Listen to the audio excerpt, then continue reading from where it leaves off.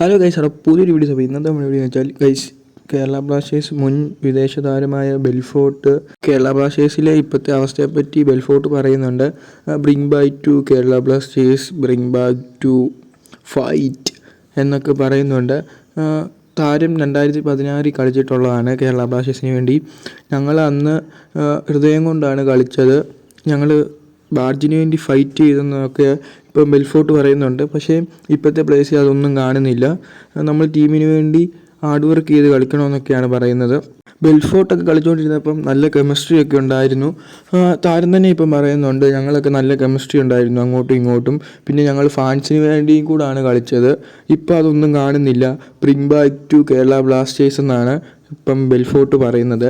Belfort Kerala Blasters വിട്ട് കഴിഞ്ഞ് പിന്നെ സൂപ്പർ ലീഗ് കളിച്ചിട്ടുള്ള താരം കൂടാണ്.